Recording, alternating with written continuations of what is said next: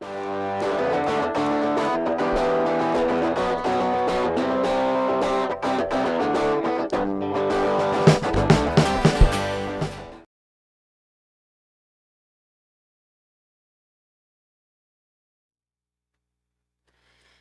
and welcome to Trinity Talk Live, water cooler conversation from a Christian perspective. I'm Ken Coughlin. And I'm Ben Lander. Thank you very much for the show. What's wrong?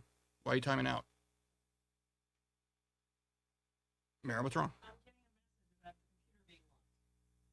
About the computer being locked? Yeah. Seems to be working. Although, we're on the air. Yes, I know that. So... Don't you love it when things happen right as you go on the air? Right? That's just great. What's it saying? Oh, I was hearing a lot of stuff in the headphones over your voice. Okay, well, I don't know if those went out over the air or not. Hopefully not. Are you able to clear it?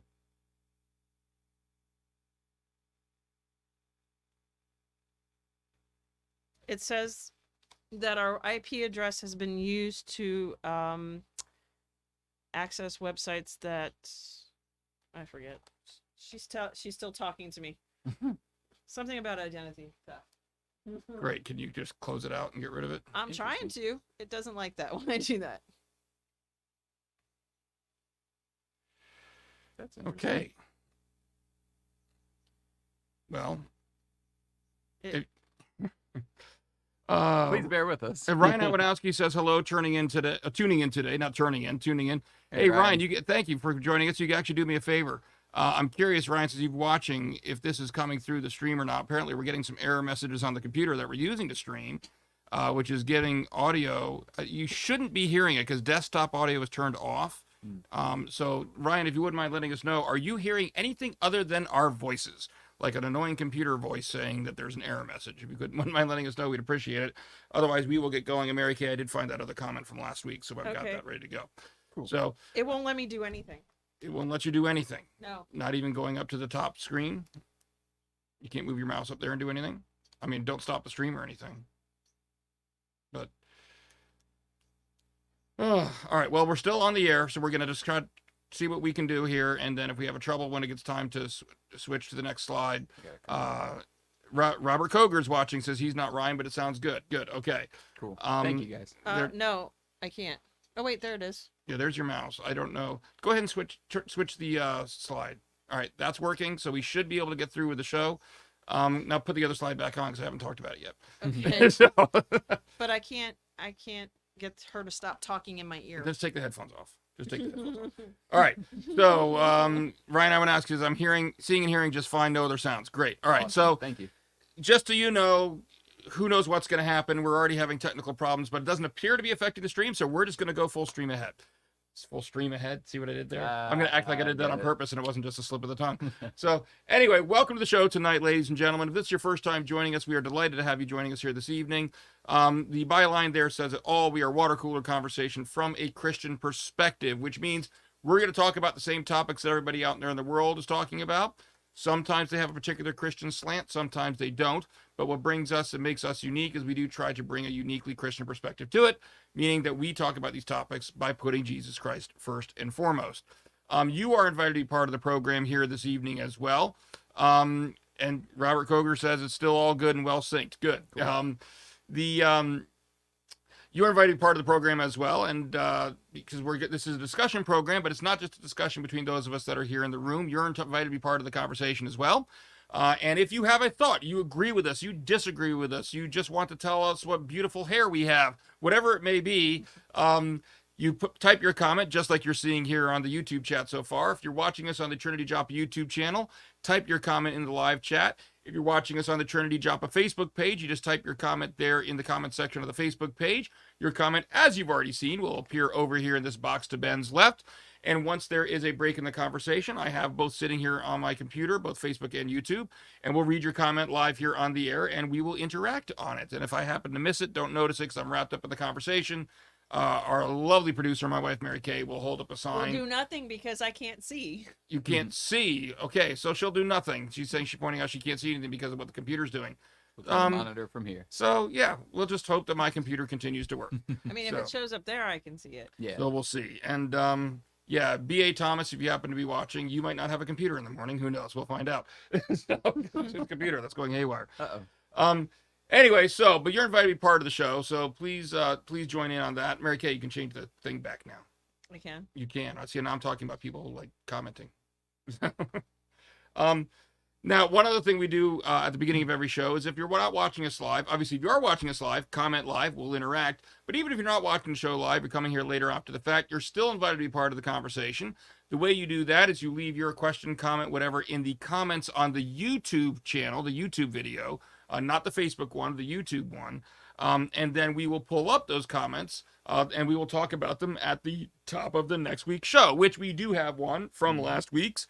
And this is from Brian Brownell. Hi, Brian. Hey, Brian. You want to ask him? Remember, we were talking about you yesterday, Brian. Yeah, just as a regular viewer now, you've been watching our episodes, but just kind of after the fact. But we were curious. I don't think we've ever asked you where you're from. So if you wouldn't mind on this episode or something, just telling us where you're from. Yeah. Just out of curiosity. Yeah. If you don't want to, you don't have to either. Just we were wondering because we've been interacting an awful lot. We enjoy your interactions. Speaking of Brian's interactions, he did have a comment last week where we were in context of talking about the new Texas abortion law, the heartbeat bill that just passed. He said, "I wonder if being good without God includes after-birth abortions." Remember, he's kind of tying together two different things that we were talking about last week. About we were talking. I think I touched a little bit on the whole morality issue, and if it's if you refuse God, then you're refusing the moral lawgiver. Yeah, it doesn't even make sense to talk in moral categories, to say something's good or bad without there being a transcendent source for that, and that transcendent source is God. And so if you have somebody who doesn't believe in God and the moment they try to say something is good or bad, whether they realize it or not, they're assuming the existence of God. Right. But then I also mentioned the fact that it doesn't mean that somebody who doesn't believe in God can't have a personal moral code that kind of lines up with a lot of what we agree with. And that's because, like you said, it's written on their hearts. There you go. And so we were talking about that. And then we also talked about, in this context, I read an article, I don't have it in front of me right now, but an article from, 5-6 years ago that I'd read that was a journal article, like a scholarly, I can't remember which journal it was in right now, one of these scientific journals, that was talking about how, basically once we've condoned all the rationales that we use to condone abortion, really support what these doctors wanted to call afterbirth abortion, which means that if you didn't, you don't like the kid once it comes out, you find out it has some developmental disability or something like that, really that there's no reason to think that child, if the child didn't have any rights a few minutes ago when it was inside the mother's womb, it didn't automatically get rights now that's outside of the womb. Right. And so really there's no reason you can't just kill it now. And so that was I think Brian's kind of making an observation there. One observation there. I wonder if being good without God includes afterbirth abortions. I would say no. I don't think you could attach good to that term anyway. I know you agree, Brian. So anyway, anything else? I know. Yeah, I mean, obviously I think that's what Mr. Brownell was getting at, so we would agree. Yeah. So, all right, we do have a number of four topics we want to get through tonight, 4 stories that are going on. I'll go ahead and introduce our first story for the evening. Well, hold on. I was trying something. You were trying something. Yes. Bad timing. Yes. There you go. And there's our first story of the evening.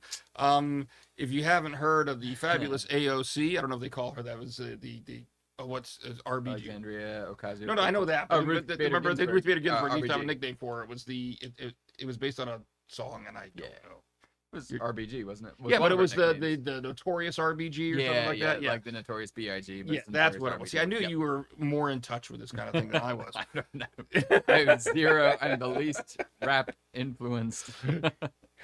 I just know the name. So I am excellent at wrapping paper at Christmas times. No, you're not. My wife's rapping me out. No, ratting me out. No, not so great. Anyway, Alexandria Ocasio-Cortez has also come to be known as AOC. That's kind of for short. That's kind of her thing. She is a congresswoman. I think this is still her first term. I don't think she's been up for re-election yet, from New York.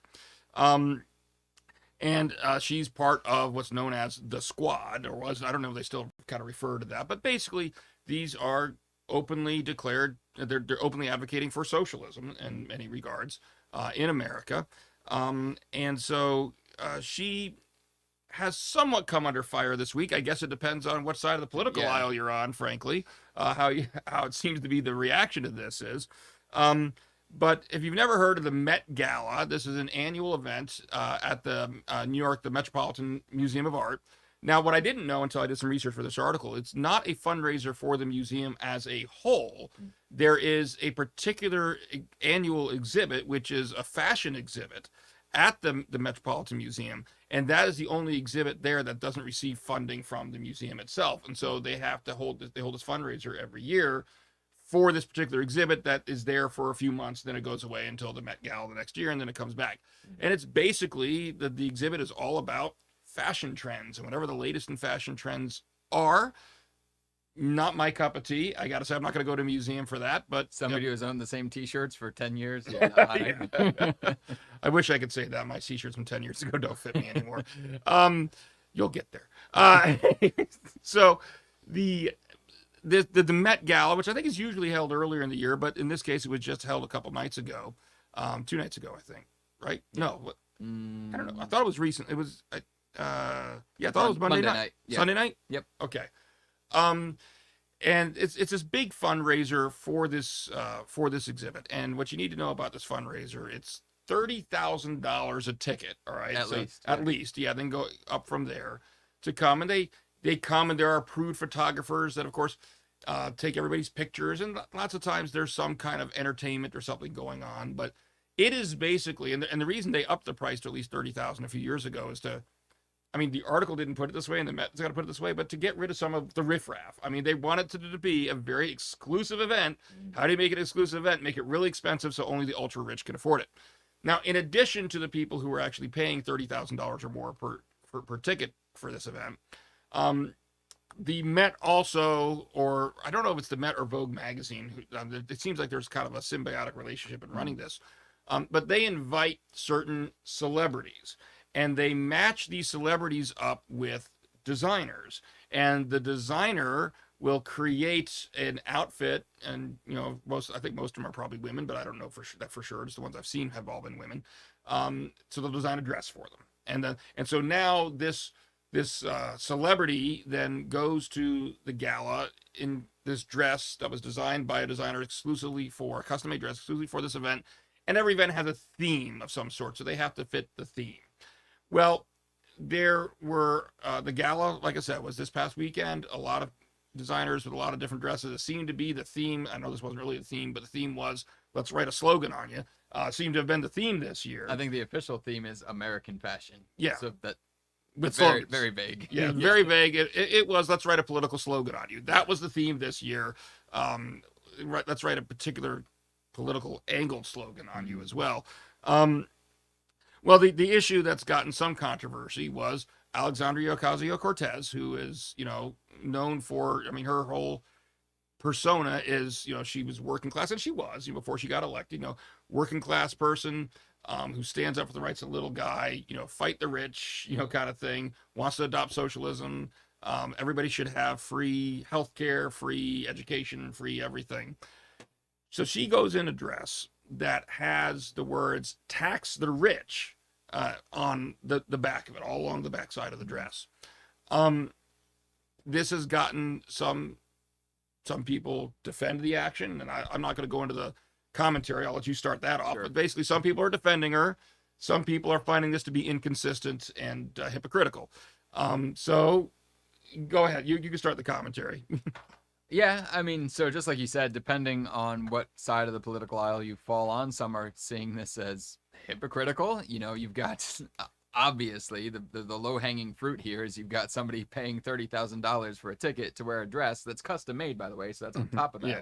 $30,000. Well, and in fairness, I don't know if she had to pay the $30,000 because she might have been invited. We don't know. They don't tell us these things. Fair enough. If she was invited, but she's still going to this highbrow event with a custom-made dress. Yeah, you still had to pay for the dress, and it's a super swanky event. And or you don't, because the designer might take it back. I don't know. I guess maybe.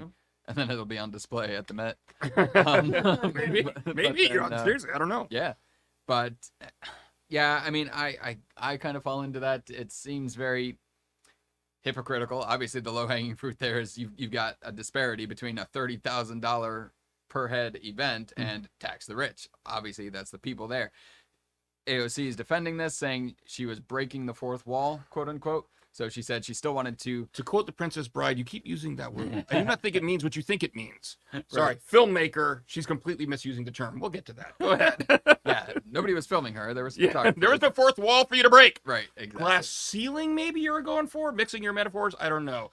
But breaking the fourth wall was not what you meant. Yeah, I'm assuming what she meant by that was, drawing attention specifically to that juxtaposition of the super swanky event and her political statement.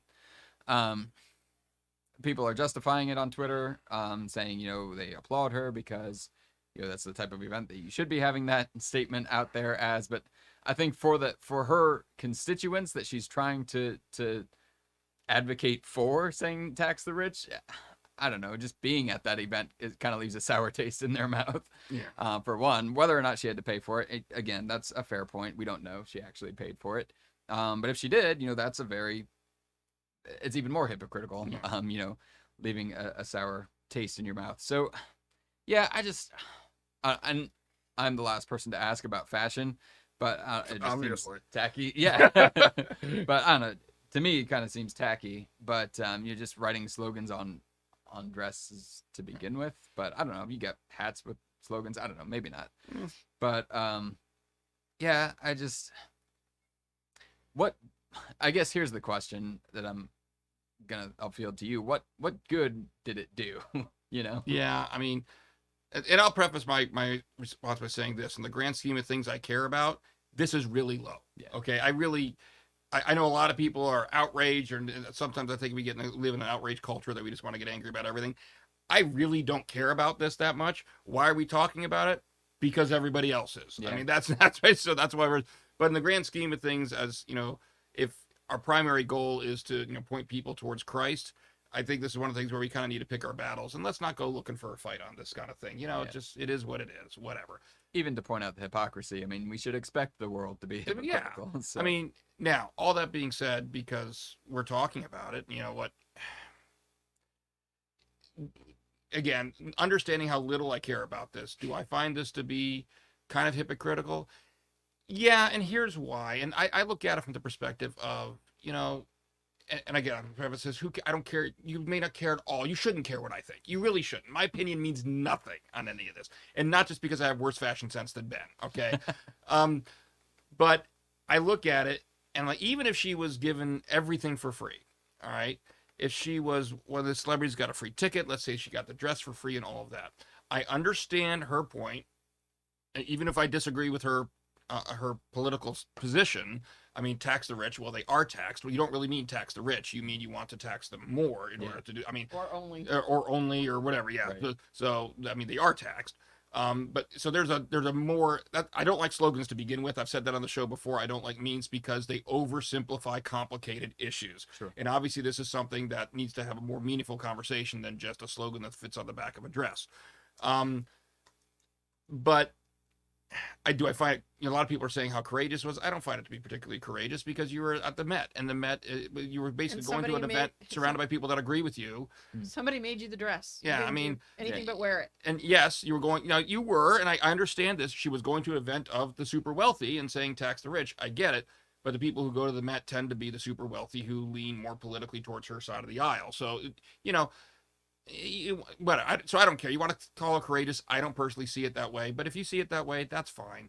But here was kind of my bigger issue with it, and where I think that it was maybe short-sighted is the right word. I don't want to jump out and say hypocritical. Maybe that's too harsh of a term, but maybe short-sighted and ill-conceived is even if she got everything free. All right, she got the ticket free, she got the dress free. If your whole point is that the rich have too much surplus income, too much money to just throw around wherever, all right, and that money instead should be taken and given to this cause or that cause to help fund universal health care, universal education. If that's your platform, understand something, Ms. Ocasio-Cortez, you, by accepting that invitation, by accepting the team up with the designer and showing up to that event, you are the attraction. Okay? The reason these celebrities are given these tickets and invited and teamed up with these other designers is to inspire the super rich to spend $30,000 a ticket to come to the event. People are coming to that event because they want to hobnob with Alexandria Ocasio-Cortez. Right. That's why they're doing it. So you can say that you're going to the event in order to send a message to these people. I'm not sure I buy it, but that's fine. I'll give you the benefit of the doubt. You can say that, but understand what you've actually done is you've let yourself become part of the circus, so to speak. You've let yourself become the show, the attraction that's drawing people in to spend money in a way that is directly antithetical to what you supposedly stand for. Right. I think your message would have been much better served if you want to do it. And this is, keep in mind, and I don't agree with her politically on virtually anything, all right? But I think she has the right to speak, and she should, and marketplace of ideas, that. I just think it would have been a more effective speech if you refuse the invitation, stand outside the event, organize an event, something that's saying this is not the way you should be spending their money. Look at all this excess that's being thrown around here. How much money is being spent to this event that could be used for other purposes? That is more of a consistent methodology for your message. And we do have a comment. Ryan Iwanowski here says, they also applaud Megan Rapinoe's "In Gay We Trust" sign she held up at the gala. We love all people, but pulling God out of the statement, replacing with gay is just a sad and statement, I guess. And that gets Ryan. That gets to two things, Ryan. Number one, my earlier comment that I think the slogan or the theme this year was just slap a slogan on something. Yeah. But obviously, again, I believe that these people that are advocating for same-sex marriage, same-sex relationships, whatever, they absolutely have the right to speak up and say what they believe. I think we need to defend that in this country. But what I don't like is not illegal. Do they have the legal right to do it? Sure, they do, and they should. But just from a moral perspective and a kindness perspective, what I don't like when anybody does this is when you take something that someone else values and you either ridicule it or you change it in such a way to make it clear that you're attacking it. That isn't really advancing your message in a productive way. To me, that's just driving a wedge in society and trying to cause division, not unity. And I do agree. The way she went about communicating what she wanted to communicate there, it did kind of bother me. Yeah, and what you had said earlier about, standing outside the event and refusing to go in, that's kind of my line of thought as well when I ask the question, what good does that do? I agree that by accepting the invitation, paid or not, she is becoming part of the attraction, part of the circus. Would that money, for the sake of argument, if she did spend that $30,000, wouldn't that money be better spent if her platform is redistribution of wealth or whatever, because she's a socialist? Wouldn't it be better spent standing outside the Met Gala or making some other kind of statement at the Met Gala and petitioning people to support the other cause of the homeless or people for actual good, because at least ideally, maybe she's got another understanding of what she thinks socialism means. But I think the idealism there is that it trickles down to the people who really need it. So if you're going to petition for that, why not petition for where it will do some actual good? Yeah, and here's kind of where I come down, and maybe this is going to make me unpopular, but if you were to change the facts ever so slightly, and let's say it was some event that was populated and attended by a more conservative political crowd, all right, and they're paying $30,000 a head, are we to believe, and maybe we would, maybe Alexandria Ocasio-Cortez will actually watch the show, not gonna happen, and respond to me on this, but are you telling me that if you were offered the same opportunity in that setting, that you would attend this event and put a tax the rich slogan on your dress? Which, by the way, in that case, I would say that takes a little bit more guts. I mean, it would in that scenario. Somebody who doesn't agree with you. Going to somebody into a crowd that doesn't agree with you necessarily. But would you do it in that setting? And if she did do it in that setting, would the same people that are defending her now be seeing things in the same light if she had attended a more conservative gala and done this? Or would they be saying, why are you allowing yourself to be part of attraction that get people to spend this money on coming to see you when they could have spent it somewhere else? Right. Yeah, exactly. So, all right, shall we move on to story number 2? Sure. All right. Speaking of Texas laws, like we were last week, let's we keep just going spoke about the Texas laws last week, so it looks like Texas is on a roll here. Our second story comes out of Texas. Again, there's a new social media law that The is line comes deep in the heart of Texas. That's the line. deep Deep in the heart of Texas. So last week, Governor Greg Abbott. Sorry, Robert Koger here just comment because we got a 30-second delay. He just said, I mean, we all know how well socialism went in the 30s and 40s.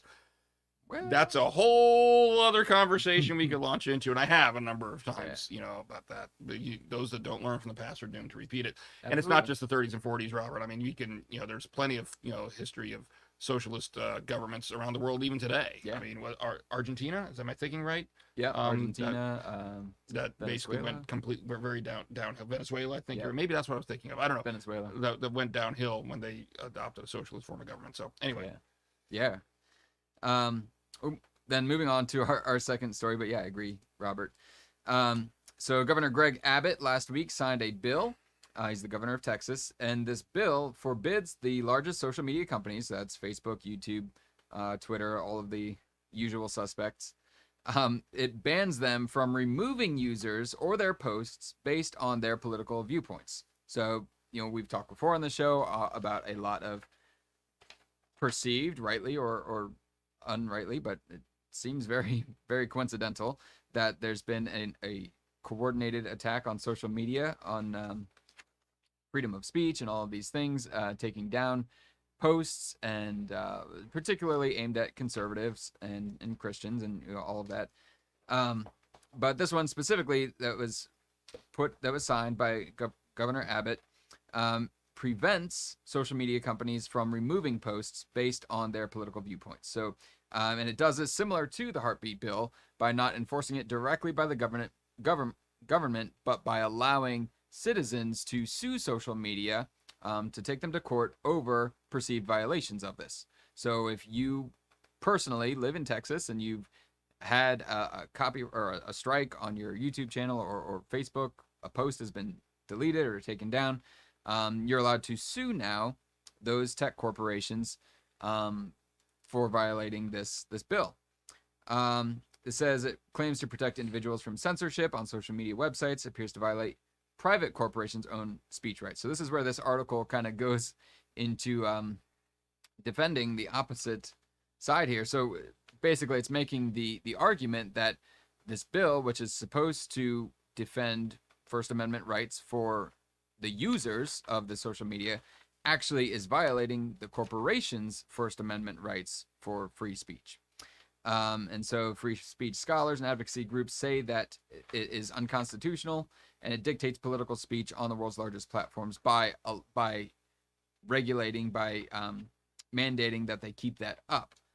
It's one thing says NetChoice wrote in a statement that it forces websites to host, quote, obscene, anti-Semitic, racist, hateful, and otherwise awful content. Because that's not hyperbole at all. Sorry. Right. So basically they are equating that by requiring these social media platforms to keep everybody on. They're not discriminating one way or the other. They're saying keep everyone's up. Everybody's got the same equal right to sue. But now they're saying that it's forcing those same social media sites to allow hateful content, basically, based on political things. Otherwise, there's a couple different experts weigh in on this, saying that, they think it's unconstitutional. So it kind of does get at the heart of what we've talked about before with censorship in social media, whether or not it's a private company, private corporation, whether or not it violates Section 230, which it's the Communications Decency Act. Section 230 is what gives basically amnesty or immunity to internet companies and from moderating those from any feedback or from any backlash from what a private user would post on there. So they're not liable for what a private user posts. That's what Section 230 of the Communications Decency Act shields them from. So they're claiming, that this violates that. Basically, and it says here, liberals have largely criticized social media companies for being too lax on policing their platforms versus conservatives who claimed the opposite, that these platforms stifle conservative speech. but they had to throw in there, quote, without much evidence on the conservative side. So basically, they equate it to, quote, political theater rather than a good faith effort to protect speech. And this article, by the way, is from the courts. I'm not familiar. I'm not familiar, but that's Courts. the website or wherever the outlet's called Courts. And, I'll take my first pops out of the media in general because I just never miss an opportunity to do so. Now, and in fairness, this article, I mean, that the headline was, but Texas's new social media law is a clear violation of the First Amendment. So, I mean, you look at that headline, you know darn well you're not getting objective news reporting here. Right. This is an opinion piece. Okay, that's fine. It is what it is. But it just gets to be irresponsible to me sometimes. I got news for you, and I'll explain why in a minute. I guarantee you there's not universal consensus in the legal community that this is a clear violation of the First Amendment. And yet, coincidentally, every lawyer or person you quote in your article happens to agree with your conclusion. I mean, Right. it's source picking. It's selection of your sources to support the view you want to advocate, and then leave your audience with the impression that everybody, this is so obvious. No, it's not. As a matter of fact, I'm going to argue that it's obviously the other way around. Now, that's no guarantee of it. You never know how a court and a judge is going to decide. But we've talked about this before in the show, and maybe I can illustrate my point before I get into all the legalese with a very simple illustration here, Ben. Let's say that you say something defamatory about someone. You go out into the world and you lie about someone and their profession. Who knows? You say something really, really bad because of the two of us. You're the one that more people will believe did that. No, I'm kidding. But you go out and you say something defamatory, and then somebody comes up and they want to sue me for your statement. Right. Would they be able to do that? No. No, That's what Section because 230 is for. because you're the one who said it, Right. not me, right? If you're gonna sue me, it's got to be over something You I did. said. Okay. Keeping that in mind, let's go back and revisit our previous discussions about social media platforms, all right? And that law that they were talking about, this is the irony and the laughable part of it, the Communications Decency Act. Remember what that does. The Communications Decency Act is basically what says that social media platforms are essentially bulletin boards, not publishers. There's a key difference between them. And the whole reason they're immune from liability is precisely because the content that's posted on them is not their speech. Yeah. They are a bulletin board where anybody can post, and as long as they allow pretty much anybody to post, then they're not considered a publisher, and so they're not liable for what people put out there. And we've spoken before, this is in contrast to like a book publisher. All right. If an author sends a book publishing company their manuscript, and that publishing company reads it over and just makes their edits, whatever, and markets it, decides to publish it. Now, even though the author is the one who wrote it, because the publisher, is the one putting it out there, With their stamp of approval. it's got their stamp of approval. So now the publisher can actually be held liable for anything that's legally actionable that is said in that book. Yeah. This is what social media agencies did not want to be the case in their situation, because they know darn well it'd be impossible for them to police every single thing that's posted. And so they said, oh, no, we're not a publisher, we're a platform. And so everything that people post, they just post, that's their speech, that's not attributable to us.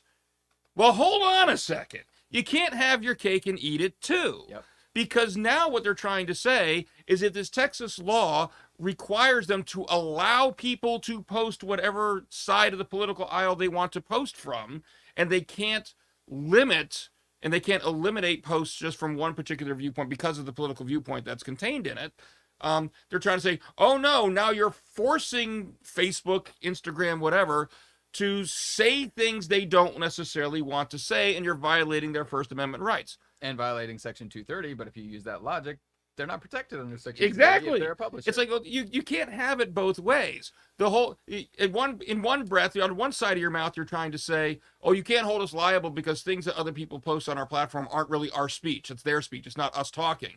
But then you want to turn around and say, oh, no, but this Texas law is unconstitutional because it is our speech, and you're trying to force us to say something we don't want to say. Right. it's obviously a contradiction. You're obviously are talking out of both sides of your mouth here. I'm sorry. Well, even the simple premise that a corporation has its own freedom of speech versus, that's a conglomerate. Yes, but that is legally established. The Supreme Court Okay. did establish that they do have speech rights, Okay. because they are still collections of individuals. That's what a corporation is. Because that was the whole thing with political contributions and all. There was a case a few years ago about that I know a lot of people on the left are not happy with.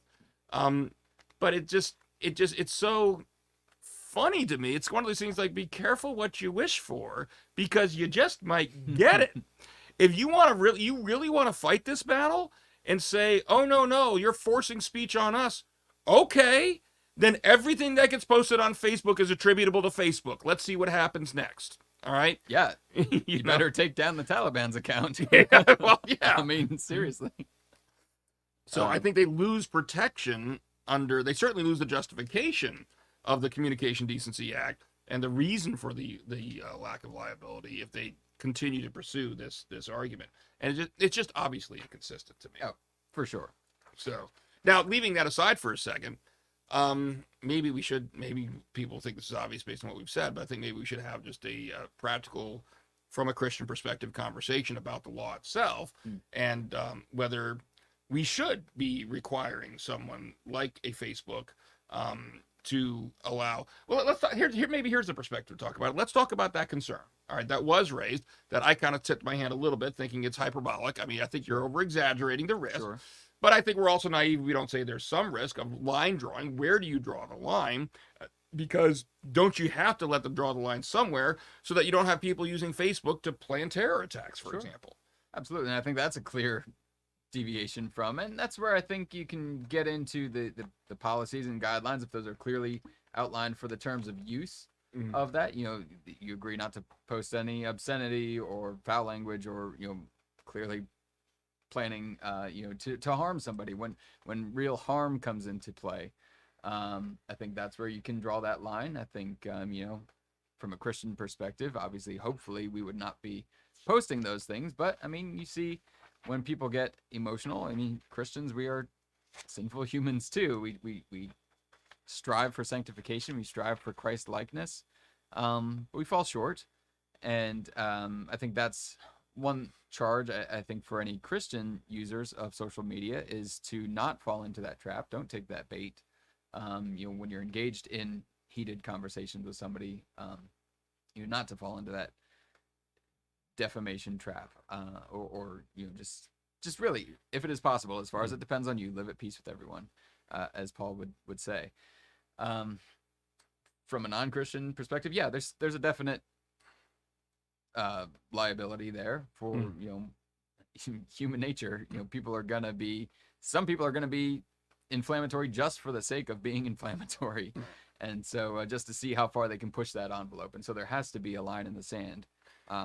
And ultimately, I don't think this issue is as complicated as this group Net Choice wants to try to make it appear. And I agree there are issues, but we should be able to. Maybe it's a statement on our culture nowadays.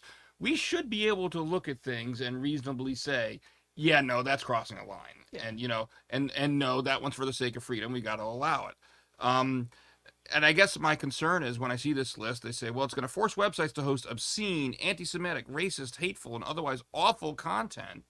My first reaction is, no, that's not what they're saying. They're basically saying political speech. Yeah. But what concerns me when I see statements like that is, I agree with you that we shouldn't be having obscene, anti-Semitic, racist, hateful, and otherwise awful content. Well, otherwise awful is a little bit vague.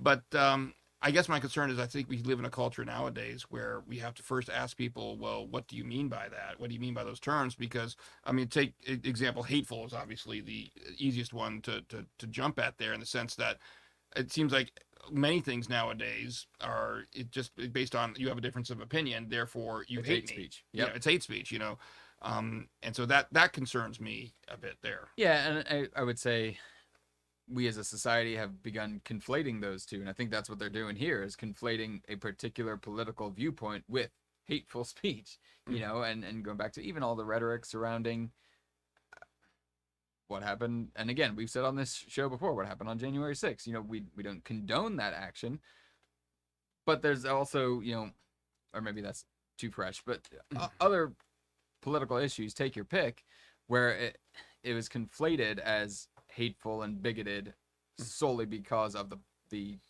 particular political agenda that's attached to it. And so I think there's a danger there in identity politics. We've talked about this before. It's an identity thing, whereas just because somebody identifies with a particular platform or political party, then they're seen automatically as hateful, bigoted. That's the party of the bigots, kind of a thing. And I think that, and Robert Koger is another comment, which I'll get to in a second, Robert. I do see that on there.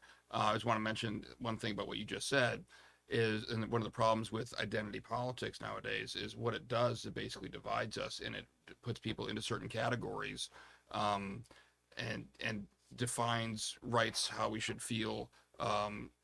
Oh, hey, Brian's watching. Hey, Brian? Anyway, we'll get to that in a second. Sorry. But it divides us. And of course, from a Christian perspective, that's kind of the opposite of what our ultimate goal is shooting for. Obviously, we want everybody to come to know and love Christ. God, does not will anyone should perish. And our identity is supposed to be in Christ. And that's where we find our identity. And so ultimately, as from a Christian perspective, part of the reason that we should not be in favor of identity politics is because by definition, what that's doing is that's forming your identity in something other than Christ first and foremost. I think you can disagree with me on that. It's not to be naive of things that are distinctions amongst us. I know there are those. Yeah, but. and let's get at the bottom of it. I would even state more strongly, and maybe I'll get flack from this, but identity politics, essentially what you're doing is by placing your identity in anything outside of Christ, that's idolatry. That thing becomes an idol for you, because that is what you are identifying most strongly with, that it is the most important thing to you. If Christ is not the most important thing to you, and politics is, well, that's an idol. You've made politics an idol. If a particular... Yeah, and people need to be hearing this.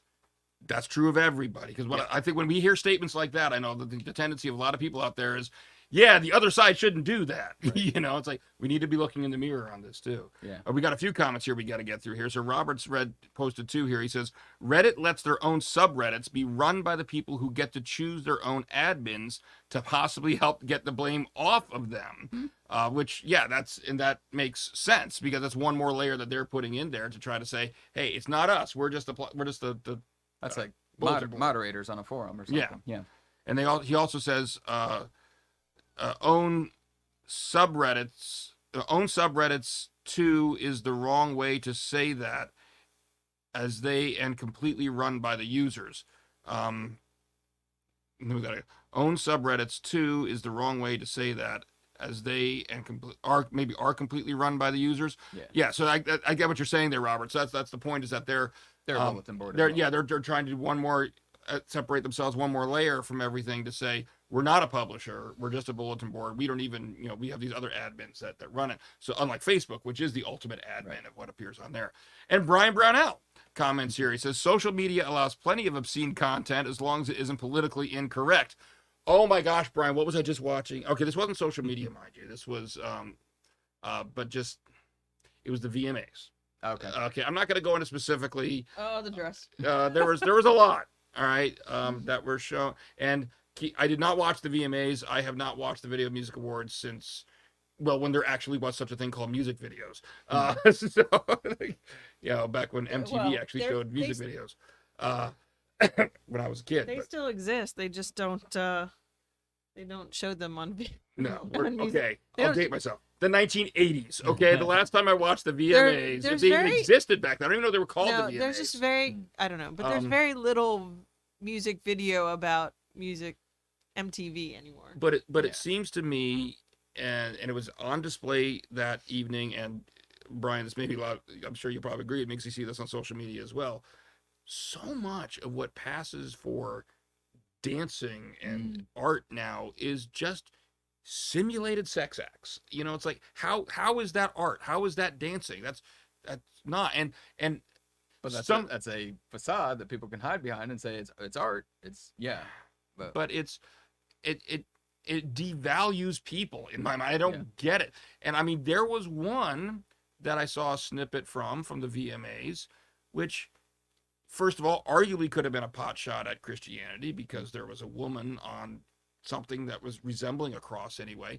But I'm not going to go into the details of it. Suffice to say, this woman was bound, and there were things being done to her that I'm just thinking, like, well, that's non-consensual, what you're depicting, you know, and it just it bothered me. Yeah. It maybe, I don't know, but it just, yeah, Either way, it doesn't belong on the TV. yeah.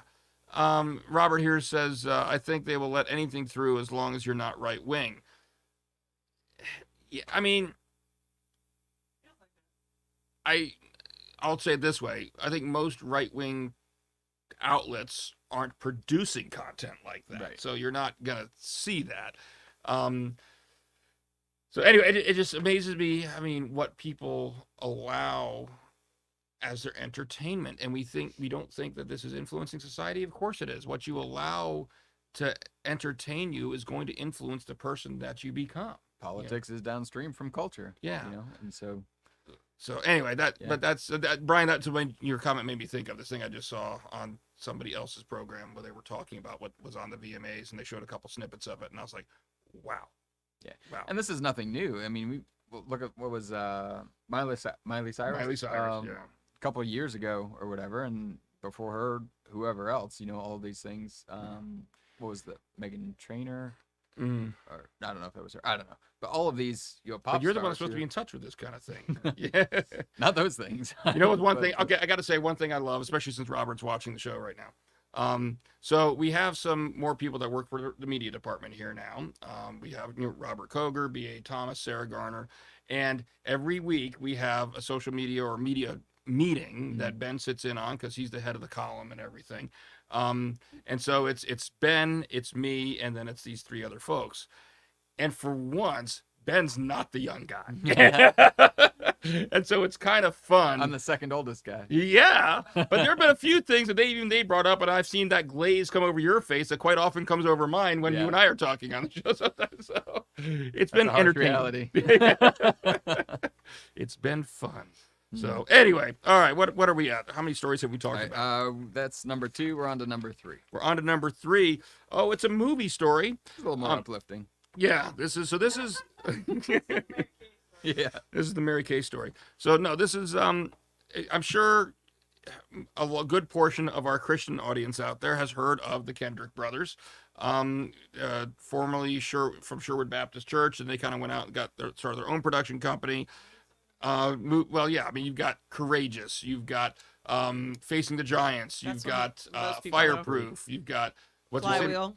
What's that? Flywheel was the first one. War Room. War Room. I'm forgetting the ones that are even mentioned. There's another one mentioned in this article. I'm trying to remember. Overcomer, which was which I still haven't seen. I know. And I need to see. Overcomer's the one about the cross country team, right? The girl that makes it. You wouldn't know now, but I was a cross country runner in high school. That was my thing, and so I wanted to see that. It's like finally somebody made a movie about my sport. You know, I mean, we had Chariots of Fire, but you know that wasn't. Yeah. I was. Sorry, this is the musical version of Trinity Live tonight. Anyway, so they released a new film called Show Me the Father.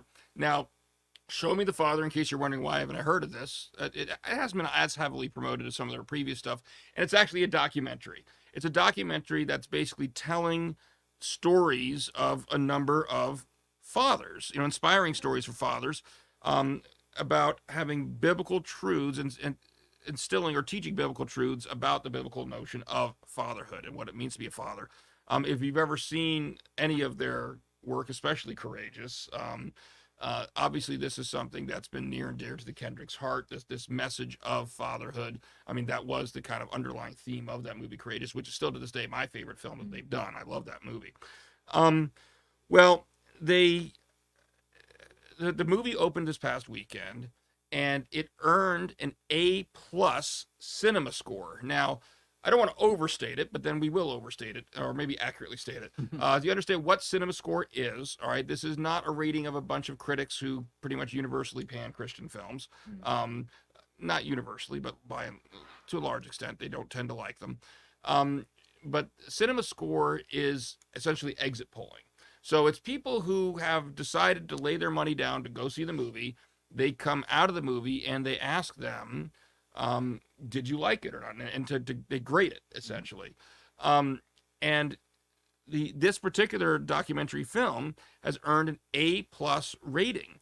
Now, that is extremely rare, actually. I'm trying to remember they gave somewhere in here the total number of films that have actually received an A+ rating. I'm having a hard time finding it right. On average, only about 2 films per year earn the A+ rating, and so it's not a very common occurrence.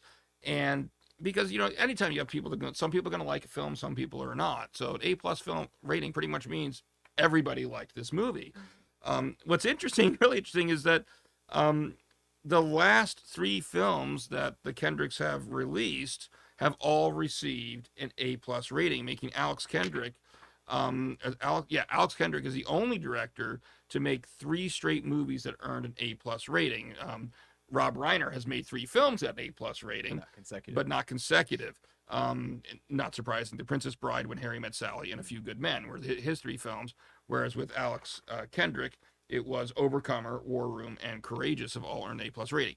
So I don't want to sound like we're overhyping it in the sense that, yes, the people that are rating these films are, Christians, who are going to the film and are probably, most likely Christians, and more likely to come out with a positive impression of it than someone otherwise would necessarily. Not necessarily, but that's what the world's going to think anyway. But even then, all right, you still got to understand what an A+ means. Even if we assume you have an audience that's predisposed to be more likely to have a favorable opinion of this film, that doesn't mean everyone's going to like this film. And so, I mean, that's pretty impressive, I think.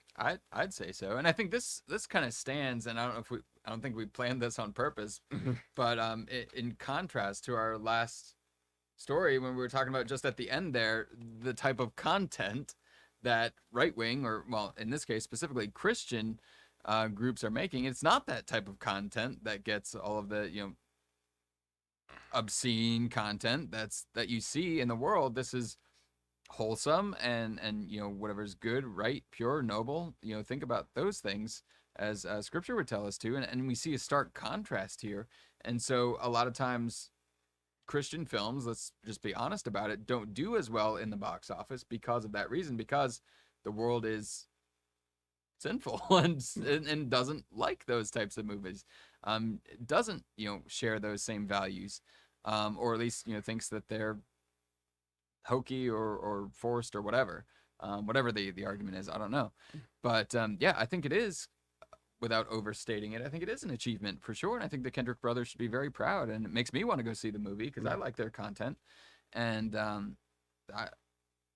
really am excited to see what this movie's about. And I did look into a little bit of some of the themes there, and so it's interesting too that it's a documentary. So I wonder, I'm not sure the statistics here, but for a Christian movie in general to get an A+ rating, but a documentary, that's not usually the movies that you see getting A+ ratings. No, you're right. And so that, even on top of it, I think adds to it.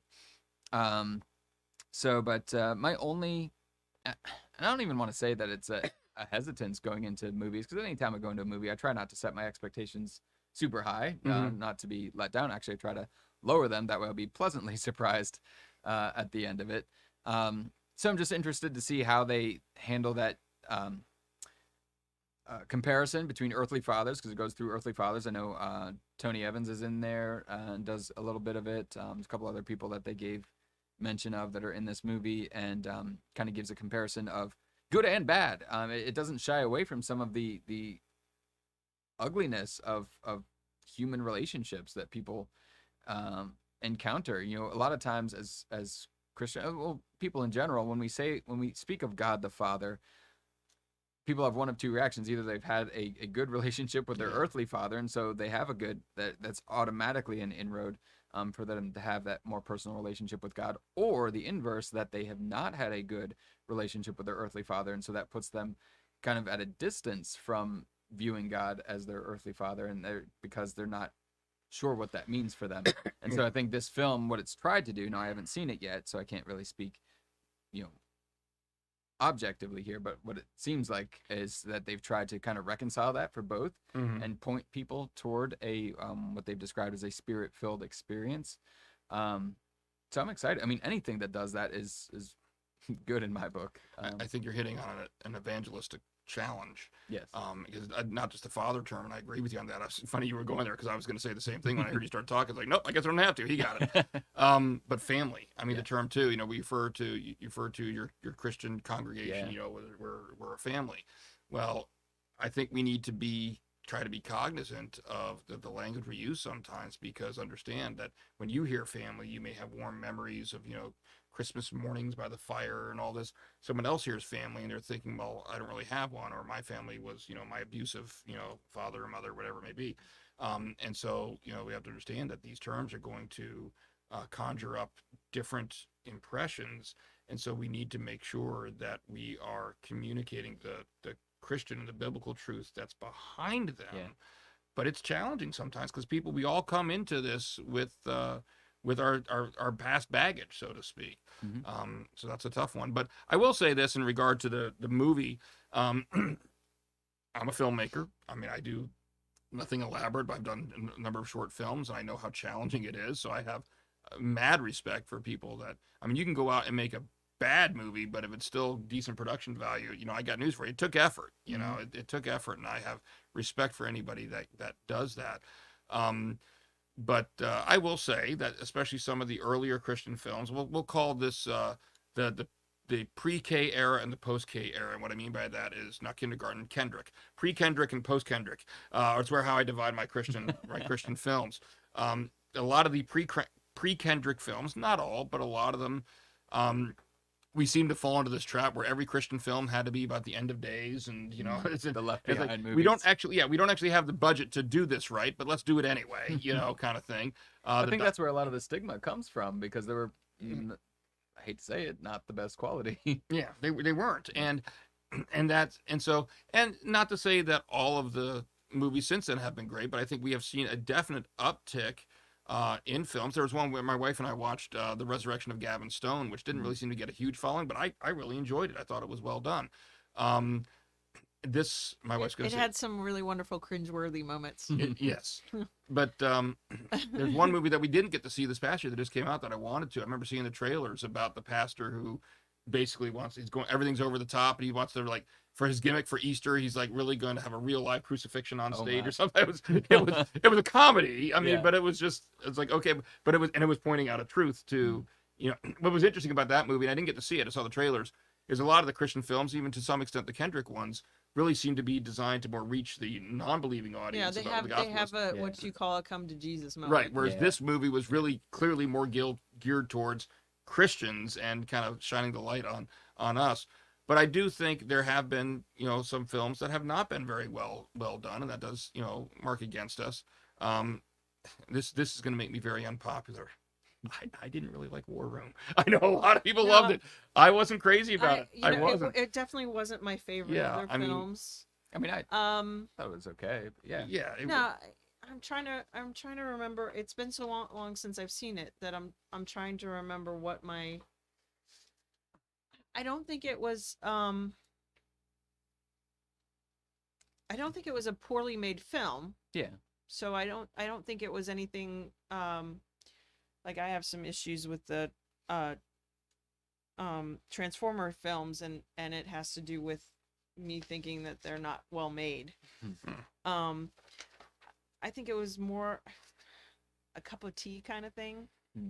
You know? Yeah, I mean, production value was fine on it. Yeah. Production value just speaks to the overall quality of the, you know, not necessarily the story itself, but the camera work, the lighting, the visual effects, whatever like that. It was good. Robert Koger here does say, I've seen that multiple times in the real world, and I love the way that it is portrayed in The Shack with Mac and Nan. I have not seen The Shack. Okay, wait, what I don't remember what he's referring to exactly. I've seen that multiple times in the real world. And I loved it. It was during this story, though, so it was while we were sitting here talking about this one. Robert, clarify. Clarify so we remember what that came after, because I 'Cause apologize. I've read It took the us a while to get book, to The that one. Shack, but we haven't seen the movie. And I know there's, and I have not read it, so I'm not going to comment. I know there's some people that have had negative reactions to The Shack as far as the kind Right. of whether it's theologically really on board completely biblically or not. I'm not going to speak to that because I have neither seen the movie nor have I read the book.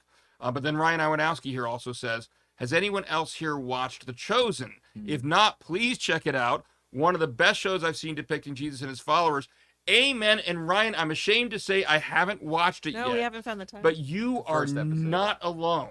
I mean, Yeah. I am hearing that over and he's over. Have you talking seen about it? The first episode. So Ryan's been trying to get me to watch it, and I haven't gotten all the way through the series yet. But the production value on that. That's yes. what I hear. It's Awesome. Yeah, amazing. Well, great. I've seen Sorry, Robert says the scenes. relationship with fathers. Okay. okay. Yeah, I get you. That's All part right. of why I kind of want to see this documentary, because I Yeah. love the way they spun that in Courageous, and so I'd like to see what they do with it here. Sorry, but go ahead. But yeah, as far as the Shack is wait, we have another comment. It hasn't shown on my screen. You just finish your thought. Well, he says he's talking about the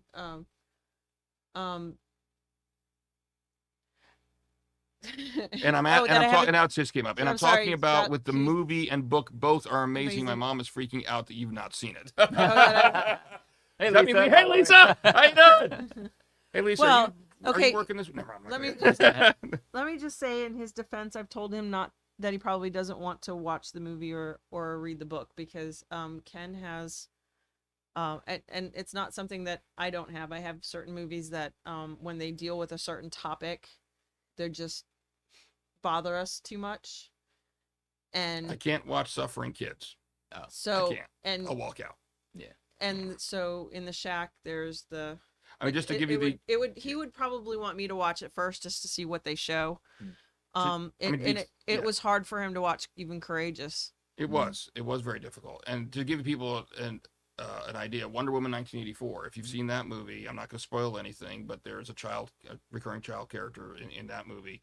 And well, that one I was just watching on HBO Max. I got to tell you, and I didn't watch it. I could not watch it all the way through. I did stop at times to get through it, and I was this close to just stopping and not watching it. And that's like a superhero film, but because of the particular dynamic there that was portrayed in that, I had a really hard time. And I came out of the movie, I told my wife afterwards, it says, it was okay. It wasn't as good as the first one. It was okay. I will never watch it again. I will never watch it again. I haven't seen it. So We'll just say they were going for something. Patty Jenkins, the director, was going for something in that character and in that relationship. It was a father-son relationship. She achieved it. It's just the kind of thing that you got the emotional reaction out of me you wanted to, Patty Jenkins, but I don't personally Want to revisit? I don't that want to again. revisit. I'm not. That's not entertaining for me. Yeah. And I'm not saying I don't. It's not a knock on her as a director. She's a great It's director. a cup of tea thing. It's just I can't personally do that. Yeah. Mm. So anyway. So yeah, but that's why he hasn't watched it, Lisa. So I'm probably gonna have to watch it first so that I can help him decide. Help me decide. But Let's put it that way. Help him decide. yeah, but The Chosen, getting back to Ryan's Aronofsky's thing, the universal consensus seems to be, wow, I'd that's recommend amazing. it. Yeah, and it's free. You can download the app. It's just The Chosen. Search your Play Store. Is it on? Is it on PureFlix now? Yes, we found it on I think PureFlix. it's on PureFlix now, Yeah. which I really have no excuse because we also have PureFlix. So, yeah, but how long are the episodes? Do you know? 45 minutes. Okay. So maybe that needs to be our next binge series, Mary Kay, that we start watching. I don't know. Yeah, we'll get to it. I say, and Robert says, and I'm talking about with the movie and book. Oh no, wait, I saw that one already. Sorry, Ryan Aronofsky. I'm the same way, Ken. I have on Jeanette. Facebook. All right, I'll get to that one in a second. Let me read Ryan's here. I'm the same way, Ken. I walked out of Shutter Island when the kids scene came up. I was in Afghanistan away from my children, and it just hit me hard. Amen. And there's another movie, Ryan, and my wife liked this movie, used to watch it quite often, Hope Floats, where there's a scene with a little girl whose, dad is walking away from her, and she's screaming after him, and my wife will tell you, there's one time she had it on, and I got up and walked out of the room. I just can't handle that. I can't watch it. Yeah, it sounds like with this It's not just like if they're physically harmed. it can be emotional harm for him too. He doesn't like I mean, watching. that's not something that I would particularly go out of my way to watch. No, but you might be able to tolerate it Sure. for the sake of a story and a movie, and he has a lower threshold. Yeah. for And that. Jeanette Harrington, just so we know, because it ties into this, she just says The Chosen is such a great movie. Can't wait until season 2 on Netflix. Really? On Oh, Netflix. Really? That's interesting. I did not know that. That'll reach a broader audience, most likely. Yeah. We'll have to look that I up did and not know see. that either. Yeah. But I know it is. Yeah. If you don't have any of those, I you know can it's on just download PureFlix. the app. It's called The Chosen. The Chosen is the yeah. app. But yeah, going back to the Kendrick brothers, the Show Me the Father, I think they're, and again, haven't seen it, so but the way that it's described, some critics have said I walked away from it wanting to hug my kids, so there might be those kind of gut wrenching, heartstring pulling moments, but I think it's designed to elicit that come to Jesus moment, as you say, in Mary Kay. So yeah. So, all right, let's, before I start crying, move on to our last story of the day. This is one thousands of years in the making. But ching. Ben, what's our final story? This is a story of they were so busy thinking whether or not they should, they didn't think of whether or not they could, they didn't think whether or not they should. I got that reference. Yeah, so this is out of CNN. So it says that scientists want to resurrect the woolly mammoth. They just got $15 million to make it happen. So there's obviously, if you're thinking Jurassic Park, that's what that reference was for, obviously. But there are scientists at geneticists at Harvard Medical School's George Church is the name of this lead geneticist at Harvard Medical School, received a $15 million grant for this project that has really, they described it as a back burner project, something that they've had the DNA that they've extracted from the bones and carcasses of extinct woolly mammoths, all sorts of animals, but the one they're talking about particularly is the woolly mammoth. And it talks about how they've already cloned endangered animals and things like that. We've got Dolly the sheep and everything. So now we've reached a point scientifically where this project they described is really more feasible. It's no longer on the back burner. And so they've just gotten a $15 million investment to the Harvard Medical School to do this. Can I talk first when you're done? It's not what you think. I know what you're going to go with. Wait till you hear the rest of the story. Yeah. Go It's ahead. not the same thing we were watching on TV. No, I know that, but Interestingly enough, so the headline's a little bit misleading. They said they want to bring back the woolly mammoth. Now, the way that the DNA sequencing works, it's not going to be an exact clone, right? Because you can't exactly clone a woolly mammoth. They don't have a full enough DNA. Yeah, they don't have a full enough DNA sequence. What they're effectively doing is they're inserting that woolly mammoth DNA into With the frog genes. DNA. There's no wait. really, that's no, Jurassic tell me Park it's not again. frog DNA. Not frog. With elephant DNA, right? That's what I they're figured, taking, Indian and African elephants. It's not clear which one. Maybe they're trying to do both, but to create a hybrid. Basically, what you're left with is not exactly a woolly mammoth, but some Woolly people elephant. say- yeah, you're left with what's the elephant from Sesame Street? Snuffleupagus. Snuffleupagus. Yeah, you're left with a Snuffleupagus. It's a snuffleupagus. But No, I beg to differ. Snuffleupagus was a woolly mammoth. That is Sesame Street. well, then they're not canon. extinct. Is it? That's- Are you Yeah, sure? he was a woolly mammoth. He didn't have looked any it up. tusks, and he talked. But he didn't really talk because he was actually originally just in Big Bird's imagination. He wasn't. He was supposed to be Big Bird's imaginary friend, and then they abandoned that after a while because he was just too big and fluffy. So, sorry, I go back old school, 1970s Sesame Street when I grew up, and I loved Snuffy. I don't think he was a woolly mammoth, though. Okay, go ahead. Continue. Are you done with the story? Right. So to say that they're cloning the woolly mammoth is not accurate, but they're inserting a partial sequence of the woolly mammoth DNA, effectively altering. I think they said they're using CRISPR. We've talked about CRISPR on this, which is a gene editing software, proprietary gene editing software, that they can edit the gene sequence of African and Indian elephants to include certain features of a woolly mammoth so that it's visually indistinguishable, although they've said that they're going to remove the tusks so that they would not be a target for ivory poaching. So effectively, you're left with a tuskless woolly mammoth. So they've got a 10 centimeter more thick hide than your standard elephant, and then, of course, fur. And they've edited, I think, the ears so that it's lower ear size so they can survive in the Arctic tundra.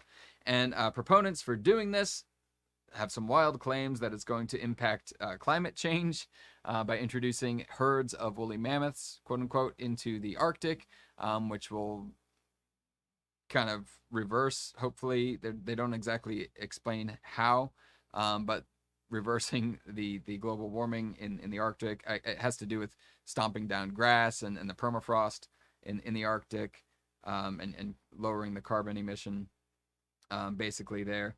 But there's skeptics on the other side of this.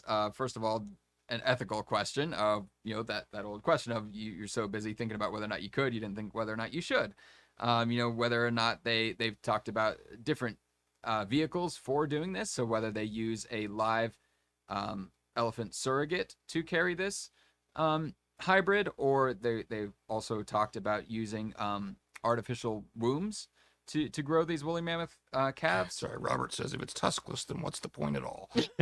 Yeah, that's kind of part of it that got me. It was like, why remove the tusk? You want it to be an actual woolly mammoth. But anyway, and then of course, what got me at the end here also said, they kind of abandoned the toward the end. They sort of abandoned the it'll be good for the environment sort of thing, and they said, maybe we'll put them in zoos. The exact plot of Jurassic Park. Anyway. Yeah. So anyway, it's Now, you used to say that Hollywood didn't have any new ideas. I guess reality doesn't either. that's kind of the long and short of it, that they're trudging forward now that they've gotten a massive funding for this project. Okay. And that's where we're left. All right. So I know this isn't the same. It's not the same university. That one was the one. What was?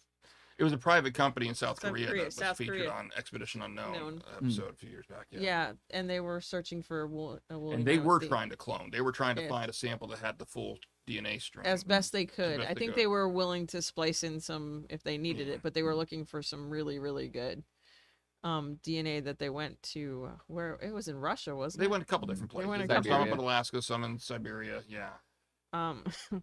So yeah, this is not new, Yeah. but I guess where did they get the money from? Harvard? Does it say? I don't know that it says. Rich people. You know what? The Met The Gala. Met Gala. Yeah, let's do the math. How many tickets is that? Is it for the 15 million divided by 30,000. Was it the taxes of the rich? What? No, but real. Does it say where they I they don't were think funded? But it doesn't say where they got it from. I don't know. That's a good question. I'm just wondering who's decided that this is really important to do. This is a $15 million investment. I don't know Yeah. if they've disclosed who the donor was. I don't think It they may have did. been multiple, but yeah. So anyway, but yeah, Mary Kay, the reason I got attracted to the story when I saw it was exactly what you were just talking about, is that Mary Kay and I are fans of the show called Expedition Unknown. It's on the Discovery Channel. I'm a fan of every episode they've done except for the ones when he talks about Bible. Christianity. Yeah, but it's not. Well, yeah, he doesn't handle those very well. Well, he's an entertainer, and look, like I always tell people, I'm a fan of the show. I'm under no illusion that it's real, and I can't remember. I can't remember if I told you this or not. There's the one where he does like the second Jerusalem or the second Bethlehem, finding the real birthplace Yeah, of Christ. and yeah, and then, but they do a lot of fun stuff. As Josh Gates is the host, and like they did one that was about the lost pair of ruby slippers. But you realize when I researched it after they watched the stories, like the story in the episode, they have him come into the police officer calls him down to the station, and they go and they get to sit in this room and watching through closed circuit television as he's interrogating this witness who claims they know what happened to the slippers. And the witness says that, oh yeah, so and so put him in a paint can and threw him in the lake. And then they say, okay, let's go. And so they immediately hop in the car and they drive out to the lake. And all of a sudden, and this is the first tip that I had, that something didn't seem right. There was already a whole diving crew in the middle of winter, mind you, the lake's frozen over, already there, already set up, ready to go. Here, Josh, here's your gear. Let's Here's go. your wetsuit. And Go. I'm like, well, they got ready real quick. Isn't that amazing? And then I went back and I looked at it and realized that whole thing where they were, watching the interrogation through the closed circuit television actually happened like 3 years ago, and it was all staged. So the stuff they were showing us was true, but it was Yeah. Not in the way manipulated it in such a way to create a and maybe story, they don't necessarily have the money to go and do that dive until a TV show gets interested in it. yeah. Robert here says, I'm sorry, Brian Burnell about the Okay, Brian about the funding, the fifth, or about the idea around the whole thing. Says, what could go wrong with that? Yeah. And then Robert about the funding says Hollywood did the funding. Yeah. That wouldn't surprise me at all. So anyway, so this show that is kind of this investigative show, and really the appeal is Josh Gates. He's funny. He's But hilarious. they did a bit on but it was before this latest development where there was this company in South Korea that was actually trying to clone the woolly mammoth, and so they would go get samples because you can find tusks frozen, up in like you were saying, up in northern Russia and Siberia and stuff, and they would try to get DNA samples out of them, but they were just while they were getting DNA, it was too degraded for them to get an adequate sample to clone from. But they did talk about in the show some of the ethical concerns. And so it sounds like here, what they're going to be creating, if they actually make this work, is not truly a woolly mammoth. It's kind of a hybrid of woolly mammoth DNA with modern elephant DNA to try to create a mammoth-like creature. Well, if it's tuskless, then it can be. Yeah. And I do have to concede, I did research it. While there's been some resources I found online that do identify Snuffleupagus as a woolly mammoth, other ones, including like Muppets.com or something like that, I don't think that's really what it was. I've already gone away with it. Do indicate that he was a woolly mammoth-like creature, but Snuffleupagus. So he was one of these. So he was that's what they're creating. They're creating Snuffleupagus. Snuffleupagus. All right. And so when we don't know, the zoo is going to be on Sesame Street. That's where it's going to be. That the address is going to be. No, but I do think Big Bird's a dodo bird, a dodo bird-like hybrid. Why? I guess my ultimate question is why. And I mean, I because get they can. because they can. And here's, I think there's been like several different explanations, like you said. There's been the idea, we think it'll be good for the environment, and people are challenging on that.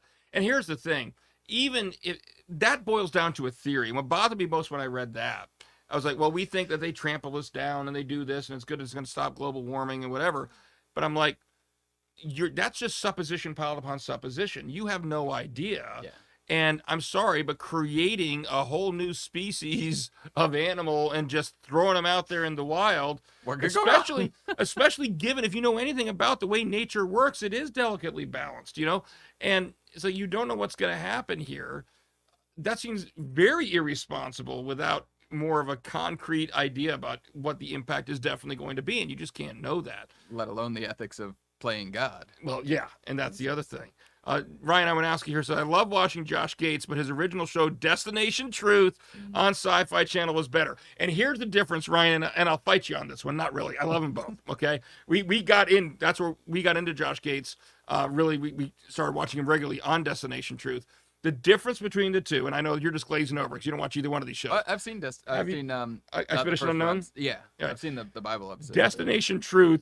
What I loved about it, it was so funny because most of the time what they were pursuing on that show was like the South Siberian Jackal Man. It was just stuff that obviously wasn't real. The chupacabra. Yeah. I mean, when they look for the chupacabra, they look for urban legend type stuff. Yetis and they go out into the woods and they try to find it and all this. But the real live Batman. But it was so entertaining. It was so. No, but I mean, an actual man that's part bat. That's not the real live Batman. That's not the. No, but it was very entertaining to watch. Whereas what they've done with Expedition Unknown is, at least for the most part, they've tried to take real things, and the ones that I like the most about Expedition Unknown, to be honest with you, are the archaeological ones where they're actually going. They find, like, there was one where they actually did locate an archaeological small town, basically, on one of the episodes. And they were there for the initial find, and then they came back and revisited several years later after it had been dug out. Oh, that was in in Europe somewhere. Yeah. Was there also one where they did Herod's temple? They did, yeah, they did. There's one where he actually went, the tunnels where you can access to get under it as far as you can get under. There was one where he went through those, and I can't remember how he got permission wherever to do that. But it just, I love both of the shows. Well, they've looked for, they've tried to look for DB Cooper. DB Cooper. Yeah, no, that was Loki. Who was DB Cooper was Loki. That's okay, established now. Stop. Sarah Causey gives us a heart on Facebook. Thank you, Sarah. Hey, Sarah. And they've done ones. My favorite episodes are the ones where about the book The Secret. Yeah, it's a guy who, like, a rich guy who actually buried. He buried keys, and you got in the keys, these treasure boxes. And if you find one, you get and there's paintings that were made for each. I think it's 12. There's 12 of them, paintings that were made, and there's like a poem for each one. But the problem is that you don't know what city it's in unless you figure it out from the painting, and you don't know which poem goes with which painting either. You have to figure that out. But the painting has clues, and he's had how many? 2 people on there that, like, back in the 80s is when the book came out, and some teenagers found the first one, and then another couple guys found another one, and he's gone out with several people who think they know where it, and just gone out with them while they're looking, because they probably can't dig in some of these places unless they get permission from I'm imagining that the TV show opens up doors to a lot of these people, which is why they hold off on doing things until he's around. But there was some guy who said, I know where the one in New York City is. And they went with the cameras and they filmed it. They found it. Yeah, Wow. they found it. Oh, not New York City. It was Boston. I'm sorry, Boston. You're right. It was Boston, not New York. We're getting sidetracked. We're supposed to be talking about Woolly Mammoths, not Josh Yeah. Gates. As much as I love Josh Gates, we're gonna send this episode to him. I said, look, you pay us something. We're advertising No, to we're our not. Stop 5 it. viewers. Anyway, Sarah Causey says hi to us, and then also says, LOL, Batman watching you. Sarah, you got no idea. Okay, we got Batman here. I don't know if you can see him. He's kind of cut off from the screen. We got an inflatable Batman up there. We have the bat ball. This is my bat basketball with Pastor Jay's son was in here yesterday playing with it. Basketball. Oh, I like that's the basketball. That's the official name of it now. And this is, you can't see it. By the way, all you people, the last 2 episodes we've talked about, find all the new set pieces, and we got Allison was the only one who took a guess, and we're just revealing and this one's the hardest one. This is a little pewter penguin from the 1992 film Batman Returns. Don't worry about it. It's not that important, Mary Kay. Don't. But yeah, it's a little pewter from Danny DeVito's penguin character that I have.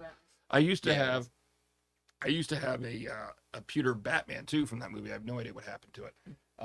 But I got other stuff too. Like my more valuable stuff, my Adam West stuff and everything. That's at home. I don't have that all here, but because I don't trust the people that come into my office.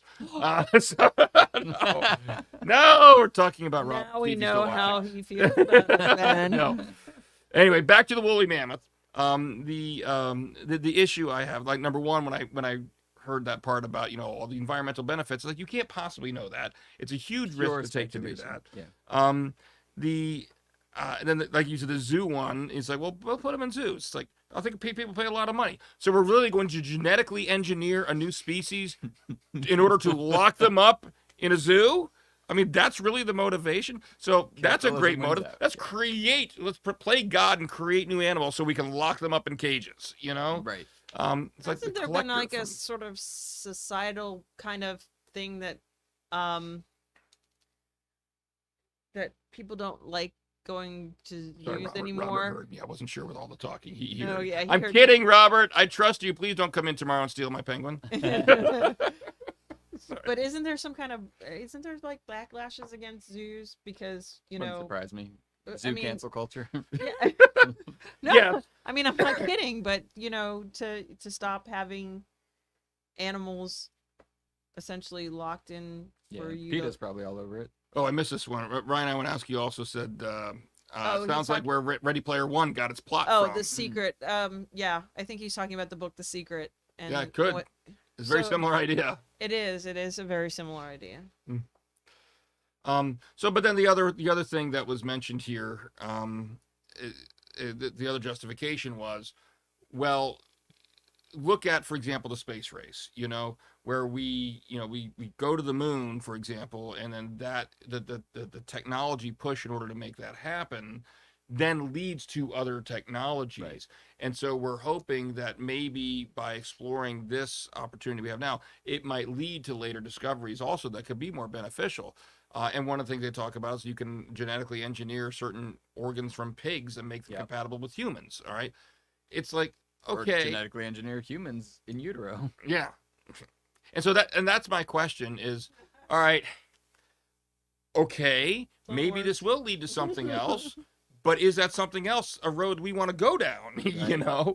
And so it's like, I have a hard time. I worry when I hear genetic engineering, It's like, is this really something we want to continue to advance? Now, I know some people disagree with me and say that there's certain genetic diseases and things like that. And so if you could explain to me how creating a new mammoth species is going to, in any way, shape, or form, be connected to curing certain genetic diseases, then maybe we can have a conversation. But I'm just going to be upfront with you. Right now, I'm not seeing it. There is one other thing that I failed to mention in this article, not related to humans per se, but in regards to endangered species who have had genetic mutations and things where they're not able to, they're dying out faster or whatever, genetic like diseases and things like that, removing those genetic diseases to give them a better probability of survival. Maybe. I can but see you're that, going to have to make that case to me before, because right now there's just too many, to quote Batman Forever, which is not one of my favorite Batman movies, too many questions. It's too many questions. Sorry, Jim Carrey quoting Bruce Wayne, Val Kilmer. I know everything about Batman, even the bad stuff, okay? Okay. Robert says live action Ice Age. Live action Ice Age movie. Yeah. All right, what was the and Woolly Mammoth's Jay- name in Ice Age? Manny. Manny? That was Robert? Manny. Well, you and I the one someone I was having that conversation with earlier today. I can't remember if it was Robert or BA. But yeah, and I said I think I've only seen the movie once, Ice Age, and Pastor Jay is talking on Facebook. he's talking to Yes. us. Yeah. Hey. Yes. Yes, he says, I wish they would bring back the saber tooth first, or Sid the Sloth. Speaking of Ice Age, Yeah. I agree. If you're gonna bring someone back, bring back Sid. Yeah. There you go. Yeah. Or Scrat, the squirrels. Oh, the little squirrel that's always yeah. in the preview of the trailers or whatever. Yeah. He's trying to get a nut. So This made me think the whole idea of genetically engineering and you talking about it, hopefully leading to further discoveries, maybe that can keep certain genetic defects out of, Endangered species. well, I don't know, whatever. It makes me think of, there was this episode of Star Trek Next Generation where, and in Next Generation there was Geordi LaForge and he was blind, and they had this really cool visor that they put on him that actually took in information from outside and fed it directly into these nodes on the side of his head that helped in his brain interpreted the data, and he could quote unquote see, not really see. He wasn't seeing with his own eyes at the time. Well, there was this, in this one particular episode, there was a society where they had genetically engineered everybody so that basically somebody like him would have been born. And that statement is actually made in the Wow. show. You know, if my mother had gotten pregnant with me in your society, I would never have been born. Or I wouldn't, and this particular society was having an issue that they couldn't solve. And it was funny because he used the technology from his visor to help solve their problem.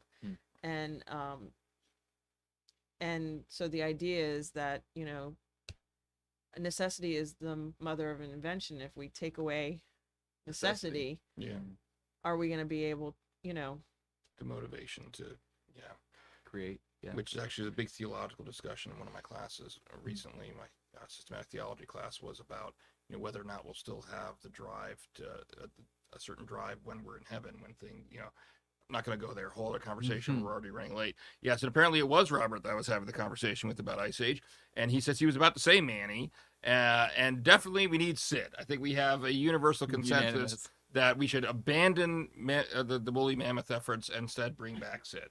So, all right, I think we've beat this dead mammoth long enough tonight. So, See what you did there. I just I'm on. So hey, if you haven't already, do me a favor. Can you subscribe to this YouTube channel? I've mentioned before, you know, where we were at, you know, when I was freaking out when we were like 1 away from 1,200. We're over that now, but you know, we want you to subscribe because Keep them coming. keep them coming. he wants you to make him freak out again. Yes, that's the joy of it, you know. But here's the problem. If I say that the motivation, make me freak out, get us to $12.99, then we'll get to $12.99, and nobody will go to $1,300. Our next because set piece is the Ken freakout meter. How many subscribers do we they're need? making fun of my OCD. This is just wrong. This is wrong. You see what I deal with here. No! Hit you with a Stay Puft. Okay, now he's gonna fall on me. Okay, now these books, I'm noticing these books aren't quite. All right. Say goodnight, Gracie. Anyway, so please do subscribe to the YouTube channel. That way you don't miss any of this exciting, entertaining value that we have here. We've also got some really cool things coming up. Obviously, the worship services. We have the traditional contemporary every week. If you are one of our folks here in the Trinity family, Pastor Jay is going to be doing some things here coming up with some vision pieces. We're calling it Vision Moments. Which are going to kind of be some good big picture insights into, what the big picture goals and vision is here at Trinity. We talk about, we have the announcement videos and everything that kind of give you the nitty gritty. Oh, we have this event here, this event here. Sometimes, the forest can get lost in the trees. You can lose sight of what that big picture is. So we're going to start having some videos come out on things like that. We've got the tech tour videos coming out. And I will say that, speaking of our wonderful folks that are younger than anybody in this room that are helping out with the media now, they've also filmed some really fun stuff that's going to be coming out here soon too as well. So you don't want to miss any of that. So go ahead and subscribe to the YouTube channel so you don't miss out on anything. Like the video, share it, let other people know about it, and that's it. And again, just a reminder that if you are watching this after the fact and you have a comment, go ahead and put it in the comment section of the YouTube channel, and we'll be happy to respond at the start of next week's show. Mr. Brownell didn't tell us where he lives. Oh yeah, He doesn't have to tell us where he lives. Well, I don't know if he heard us at the start of the show. No, I don't know. Yeah, we were asking Brian, because we were just talking about different people that watch the channel and everything, and we thought of you because you've been a regular viewer with us here, and we were just kind of curious where you were from. So you don't have to share that if you don't want to by any means, but we were just curious. Yeah. So anyway, that's the show program for this evening. Make sure you tune in again. We are live on the air every Wednesday night at 5:30. So we will be back next week, right? To our knowledge, we will be back next week, barring another hurricane or something like that. Lord willing, yeah. Yes, exactly. So thank you, Mary Kay, for everything this evening. Mary Kay. Thank you, Ben. Thank you, Ken. And thank you all for watching, commenting. It was a good show tonight. We really liked talking to you all. And yeah, that's it. Viva Snuffleupagus. See you next week. God bless.